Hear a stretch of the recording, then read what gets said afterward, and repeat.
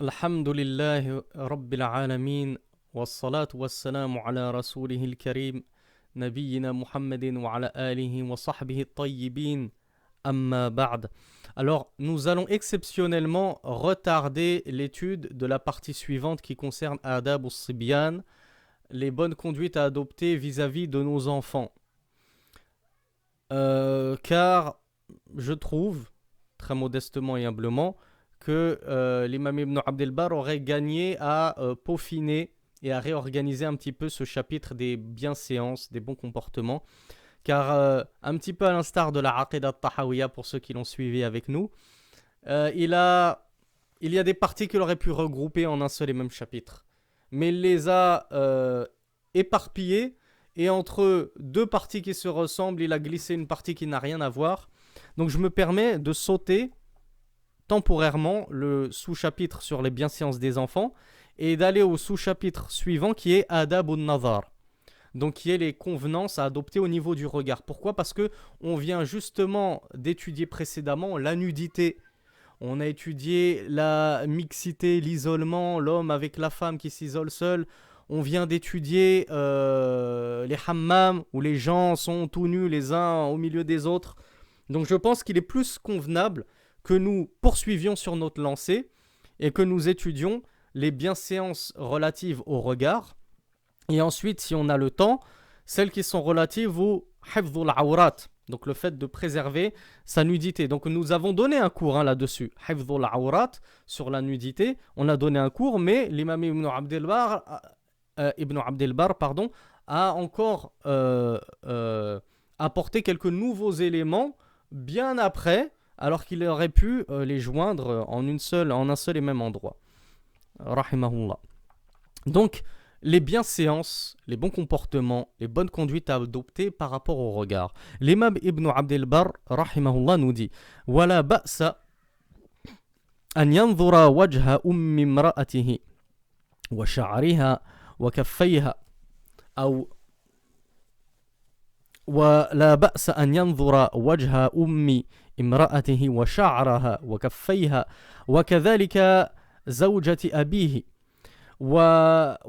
وكذلك زوجة أبيه ولا ينظر منهن إلى معصم ولا ساق ولا جسد ولا يجوز ترداد النظر وإدامته لامرأة شابة من ذوي المحارم أو غيرهن إلا عند الحاجة إليه أو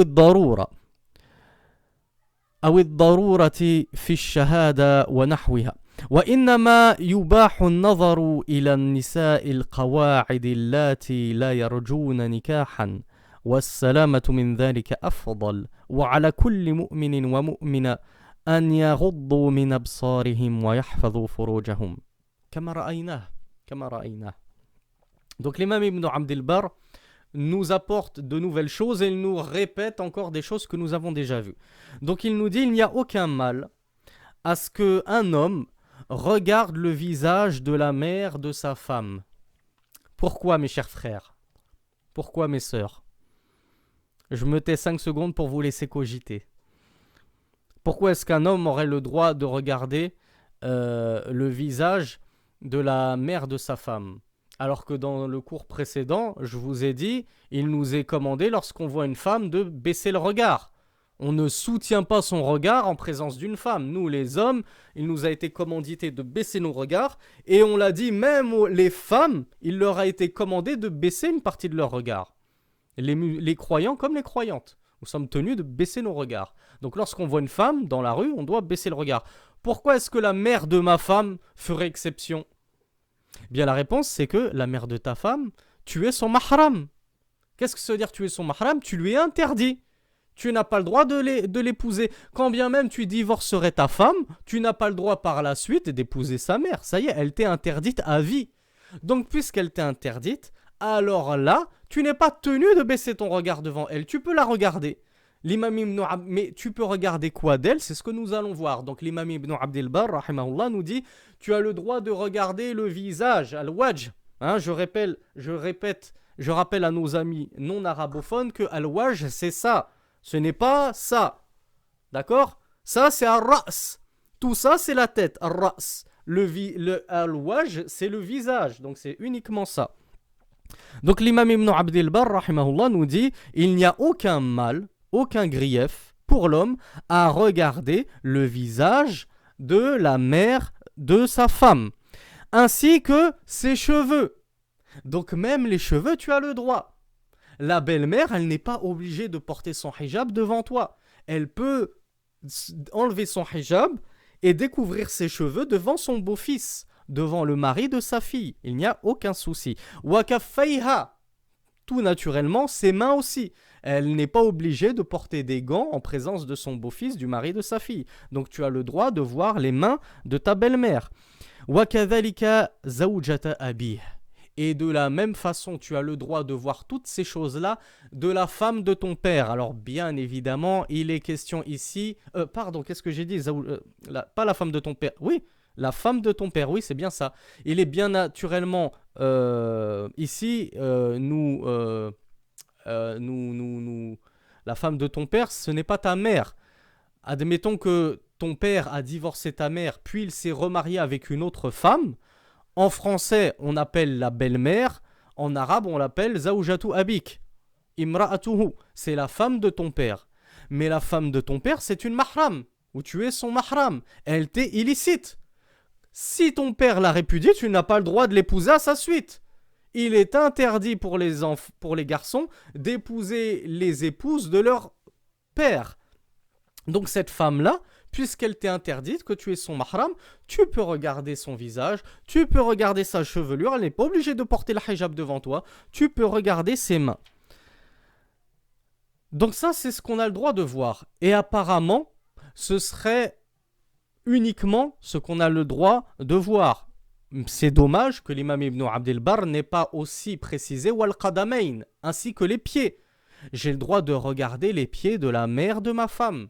J'ai le droit de regarder les pieds de la femme de mon père. Non, qui n'est pas ma mère. Hein. Vous avez bien compris ce que ça voulait dire. Maintenant, qu'est-ce que je n'ai pas le droit de regarder? Logiquement, c'est tout le reste. C'est pour ça que l'imam Ibn Abd al-Barr nous dit Wala yanzur minhunna ila mi'asam. Man mi'asam. Le mi'asam, c'est le poignet. Donc, encore une fois, regardez à quel point les malikites ne rigolent pas là-dessus. Et ne venez plus nous dire le madhab de l'imam malikite, c'est un madhab souple, plein de facilité, et vous les Hanabila, vous êtes des rigoristes, vous êtes durs, etc., etc. Puisque il y a d'autres savants qui voient que elle peut découvrir une bonne partie de son bras jusqu'à le coude. La belle-mère, elle peut découvrir devant son beau-fils une bonne partie de son bras. Elle peut porter une abaya, la moitié du bras, il n'y a aucun souci. L'imam Ibn Abd al-Barr nous dit, il n'a même pas le droit de regarder le poignet. Donc il a le droit de regarder la main de sa belle-mère, il a le droit de regarder la main de la femme de son père, il a le droit de regarder la main de la mère de sa femme, mais il ne doit pas outrepasser cela. Donc déjà le poignet, chez l'imam Ibn Abd al-Barr, ça ne fait pas partie des bonnes convenances que tu regardes ça. Et tu es tenu de baisser ton regard si tu vois le poignet, voire même le bras de ta belle-mère. Le bras, l'avant-bras même pour être plus précis, et qui plus est le bras. Vous imaginez un petit peu si vous trouvez votre belle-mère en débardeur ou en t-shirt manche courte. Chez les Malikites et chez l'imam Ibn Abd al-Barr, ça ne fait pas partie des bonnes convenances. Tu ne peux pas regarder même son poignet, tu n'y as pas le droit. Et il nous dit wala saq, ni la jambe. Donc c'est pour ça qu'on a dit le pied, oui, mais la jambe, non. Et le pied, comme on le répète, ça va jusqu'aux chevilles.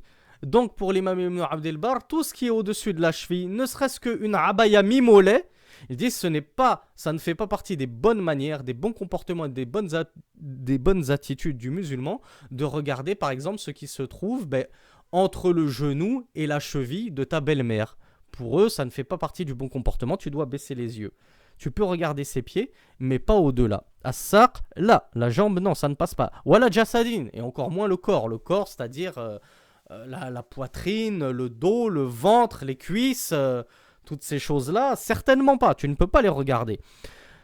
Et il n'est pas autorisé de multiplier et de répéter avec fréquence les regards, ou bien d'insister avec le regard porter sur une jeune femme, qu'elle fasse partie de tes maharim ou non. Illa inda al-haja ilayhi. Sauf en cas de besoin, naturellement. Je pense que maintenant vous comprenez la logique du fiqh islami, de la jurisprudence islamique. Ad-darurat tubihu al-mahdhurat. Je pense que vous avez retenu cette règle, Inch'Allah, depuis l'un de nos cours précédents.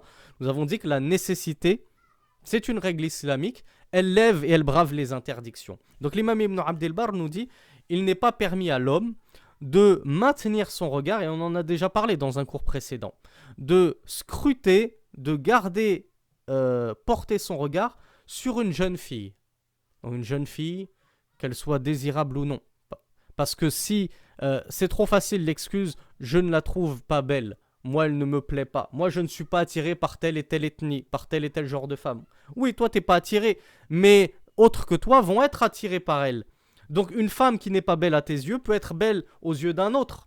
Donc on dit qu'une jeune femme n'est pas autorisée de la regarder. L'imam Ibn Abd al-Barr nous dit ça ne fait pas partie, la yajouz, il n'est pas autorisé de regarder une jeune femme, qu'elle fasse partie de tes maharim ou non. Qu'elle fasse partie de ton proche entourage ou non. Imaginons par exemple une cousine. Tu as une cousine germaine, la fille de ton oncle, t'es pas autorisé à la regarder. Qui plus est, si c'est une femme étrangère qui sort du cadre familial. Il nous dit sauf en cas de besoin. On a déjà évoqué qu'est-ce que c'est que ce besoin. Par exemple, un médecin. Ou par exemple, cette fille qui est en train de s'étouffer. Tu es obligé d'aller la voir pour lui porter secours. Ben, naturellement que tu peux la regarder. Sinon, non. Et l'imam Ibn Abd al-Barr, rahimahullah, nous dit il n'est permis de regarder les femmes que celles qui sont, qu'on appelle en arabe, et qui, comme le mentionne Allah subhanahu wa ta'ala dans le Coran, al-qawa'id, allati la yarjuna nikahan, c'est-à-dire les femmes âgées qui ont désespéré de trouver un mari à cause de leur vieillesse. Une femme de 60 ans, 70 ans, 80 ans, il n'y a quasiment aucune chance qu'elle ne se remarie. Ça arrive, hein? Ça arrive. Moi-même, j'en ai connu. J'ai connu des femmes qui se sont mariées à 60 ans. Mais en général, le fiqh ne se bâtit pas sur des exceptions. On ne va pas fermer les portes parce qu'il y a une ou deux exceptions à la règle. Non, le fiqh, c'est des règles générales. Al-qawa'id al-fiqhiyya, ce sont des règles générales. Donc la règle générale que nous édicte plutôt Ibn Abd al-Barr, c'est qu'on n'a pas le droit de regarder une jeune femme, donc c'est-à-dire regarder son visage, hein, puisque selon selon lui, selon les malikites, le visage de la femme n'est pas awra, donc elle n'est pas obligée de le cacher. Mais une jeune femme, si elle n'est pas tenue de cacher son visage, nous les hommes, nous sommes tenus de baisser nos regards. Donc il nous dit, il n'est pas convenable que tu regardes une jeune femme que tu maintiens. Donc on l'a vu, le premier regard, il est pour toi. Le deuxième, le troisième, tout le reste, ils sont contre toi. C'est pour ça que l'imam Ibn Abd al-Barr nous parle de tardad. Tardad ou nazar, c'est-à-dire le regard répété. Je l'ai vu une première fois par inadvertance, je baisse le regard. Mais si je répète une deuxième fois mon regard ou une troisième fois, etc., c'est interdit. Ou idman ou nazar, c'est-à-dire le fait tu l'as vu une première fois, mais au lieu de baisser ton regard, tu maintiens ton regard. Tu maintiens ton regard sur cette jeune fille. Ça, c'est interdit. L'imam Ibn Abd al-Barr nous dit c'est interdit. Maintenant, qui le respecte de nos jours? Illa man rahimahullah, sauf ceux à qui Allah a fait miséricorde parmi nos frères, pieux, chastes, pudiques, qui savent baisser leur regard. Mais sinon, même en dehors des hajat et des darurat, pour un oui ou pour un non, les gens regardent les femmes. C'est une petite parenthèse que j'ouvre, malheureusement, mais ça me fait de la peine de vous dire ça, parce que vous allez penser que c'est moi qui suis rigoriste, alors que je viens de vous apporter la preuve que c'est pas mes propos, ce sont les propos d'Ibn Abd al-Barr, et à la base c'est les propos d'Allah. C'est Allah Azza wa Jal qui nous commande de baisser une partie de notre regard, comme on l'a vu dans les cours précédents. Mais vous pouvez entendre certains prédicateurs de l'égarement, hein, des égarés égareurs, quand bien même ils seraient diplômés de Médine et à la tête de la mosquée de Corbeil-Essonne, hein, pour ne donner aucun nom, certains prédicateurs complètement à côté de la plaque masakin, les pauvres, qui font la promotion des films sur leur page Facebook. Ils n'ont pas honte d'afficher déjà premièrement leur péché et en plus d'enjoindre à leur auditoire de regarder des films. Ouais, ce film-là, il est trop bien. Ce film-là, cette série-là, elle est magnifique, je vous la conseille. Wala hawla wala quwwata illa billah. Comment ça, tu conseilles un film et une série? Akhi, déjà que tu pêches, c'est une chose. On est tous pêcheurs, moi le premier. Mais déjà, inna Allah hayyun sittir. Yuhibbul haya wa sitr. On vient de le voir, ce hadith. On vient juste de le voir, akhi. Allah, il est pudique. Il cache les péchés des gens et il aime qu'on soit nous-mêmes pudiques et qu'on cache nos péchés. Et toi, tu exhibes tes péchés? Tu cries sur tous les toits que t'as regardé la série Messia, je sais pas comment elle s'appelle. J'ai pas le nom de vos séries à la mode en ce moment. Où j'ai regardé tel film au cinéma, il est trop bien, je vous le conseille. Comment ça? Déjà, cache tes péchés, Harry. Ne sois pas fier. Ne sois pas plein de glorioles parce que tu as vu un film. Tu devrais avoir honte de toi. Tu devrais avoir honte de toi. Pourquoi avoir honte de regarder un film? Mais parce que quand tu regardes un film, il n'y a que des femmes. Et principalement et très généralement, elles ne sont pas habillées. Les hommes eux-mêmes dans les films sont très rarement vêtus correctement au niveau de la aura. Mais que dire des femmes? Et si encore tu fais partie de ces pieux qui baissent les regards en permanence, eh bien ce qui est interdit encore dans les films et les séries, c'est la musique. Donc d'accord, tu vas me dire, moi, à chaque fois qu'il y a de la musique, je bouche mes oreilles et je ferme les yeux devant les femmes. Ben honnêtement, qui prendrait du plaisir à regarder un film ou une série où toutes les 2 secondes, il est obligé de se boucher les oreilles, fermer les yeux? Pourquoi? Parce que la musique dans les films, c'est tout le temps, c'est pas juste le générique. Dans chaque scène, il y a un fond sonore. Le fond sonore, c'est de la musique. Donc c'est quasiment impossible pour un musulman de regarder un film ou une série. Et le troisième, et pas des moindres, méfaits et péchés qu'il se trouve dans les séries, ben c'est tout simplement la comédie. Jouer la comédie, c'est interdit en islam, puisqu'il nous est interdit de mentir. Or, la comédie n'est rien d'autre qu'un mensonge sur pattes. C'est des personnes qui prétendent être des personnes. On m'a posé la question récemment, est-ce qu'il est autorisé de regarder des séries pseudo-islamiques? La série Omar ibn al-Khattab. Certains prédicateurs vous font la pub. Certains prédicateurs, pseudo-diplômés de Médine, pseudo-imams de certaines mosquées, vous font la pub. Magnifique la série de Omar ibn al-Khattab. Tu entends de la musique dans cette série, tu vois des femmes très peu vêtues, et en plus c'est des personnes qui jouent le rôle de Omar ibn al-Khattab, deuxième calife de l'islam. N'avez-vous donc pas honte?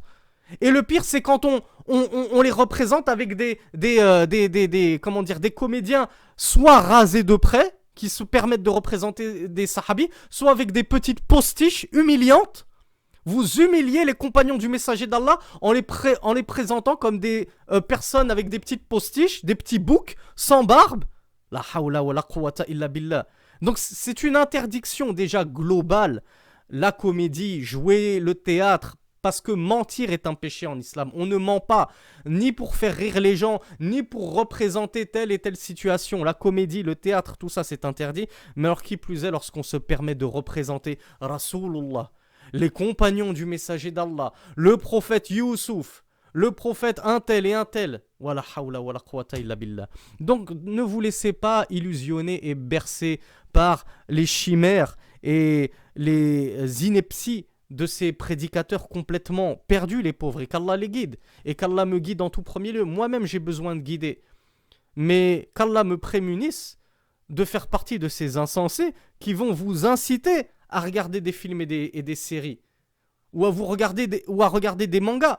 Parce que le prédicateur que je vise, que je ne mentionne pas, il fait la promotion même des mangas dans lesquels on trouve des tonnes et des tonnes de shirkiyat, d'associations. Les mangas, 95%, ce n'est que du shirk. Ils ont 50 000 déités parce que les mangas, c'est d'origine japonaise et les japonais sont shintoïstes. Ils ont plusieurs divinités. Dans les mangas, regardez Dragon Ball Z, regardez les Chevaliers du Zodiaque. On va pas se mentir, on a tous grandi avec ça. Wa natubu ila Allah min dhalika. La budda wa yajibu alayna natuba min dhalik.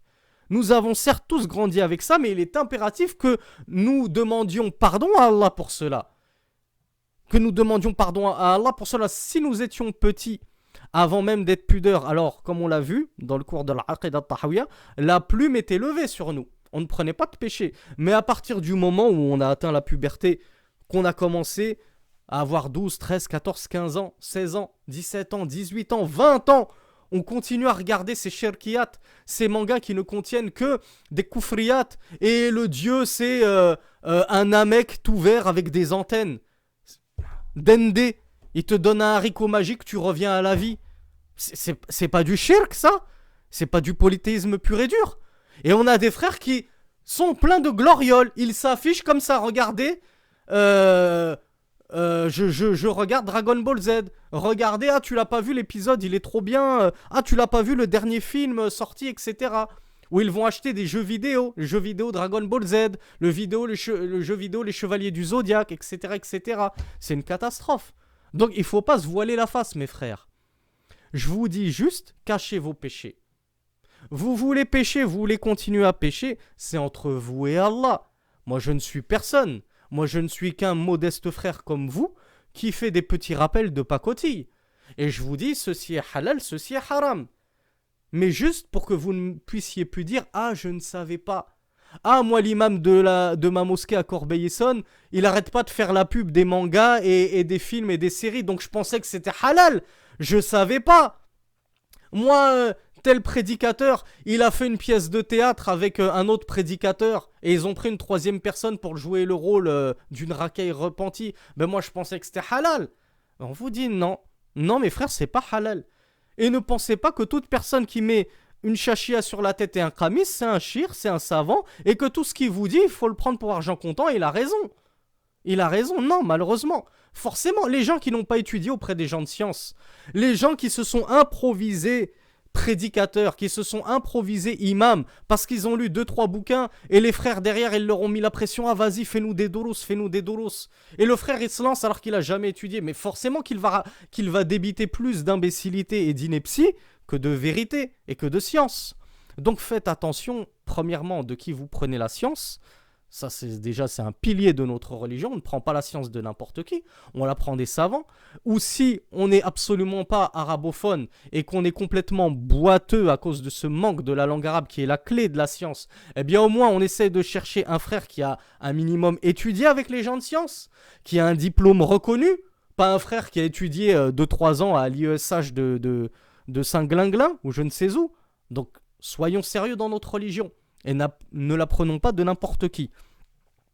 Deuxièmement, donc pour en revenir à nos moutons, je disais donc qu'il est très difficile de regarder des films, voire impossible.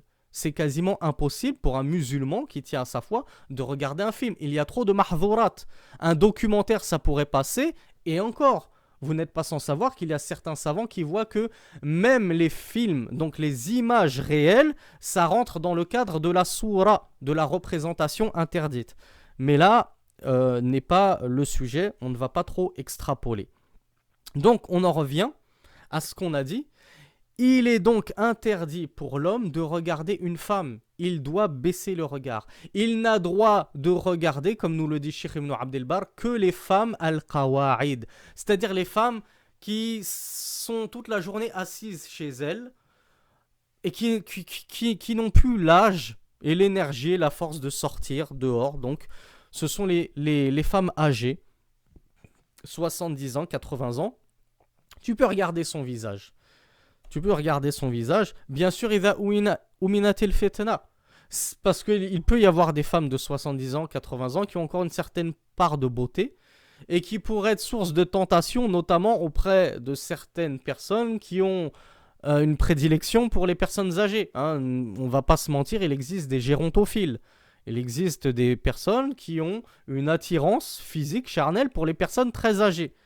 Donc, idha uminatil fitna, si on est sûr qu'il n'y a pas de fitna, on peut regarder une femme âgée. Mais une jeune femme, non. Même si on est sûr qu'il n'y a pas de fitna, on baisse le regard.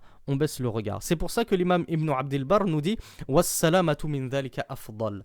Le fait de se préserver de cela, de regarder les jeunes filles, quand bien même on est sûr qu'il n'y a pas de fitna, ou de regarder les personnes âgées, quand bien même on est sûr qu'il n'y a pas de fitna, il nous dit le fait de toute façon de se prémunir de cela, et de toujours baisser le regard en présence de femmes étrangères ou ces femmes qui ne sont pas nos maharim, c'est préférable, c'est meilleur, ça fait partie des meilleurs comportements et de la chasteté.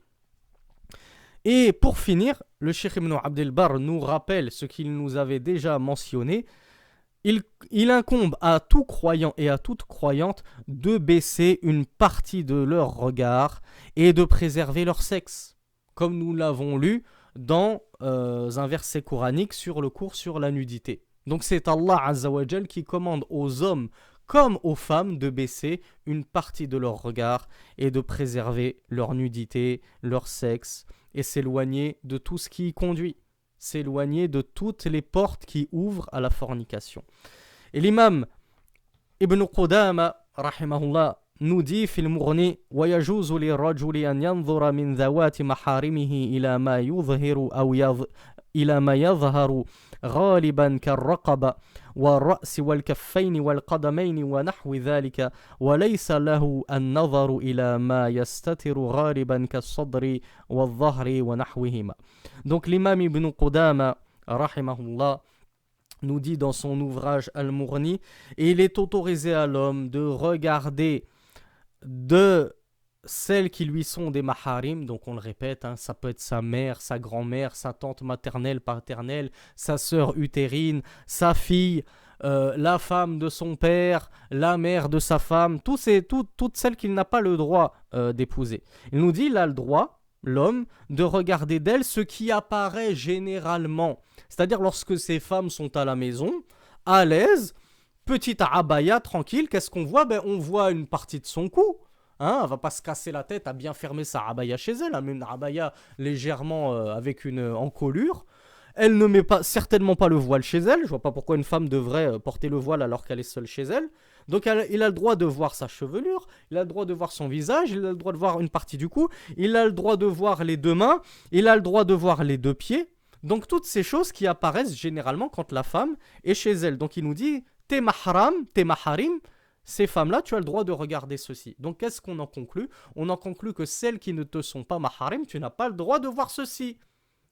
J'insiste, c'est vrai que je suis opiniâtre sur la question des cousins et des cousines, mais c'est parce que les gens ne veulent pas accepter, ou ne veulent pas étudier, ou ne veulent pas se soumettre. Donc moi, innama alayya al-balar, je ne fais que vous transmettre ceci. Ensuite, vous faites ce que vous voulez, c'est entre vous et Allah, mes chers frères et mes chères sœurs. C'est entre vous et Allah.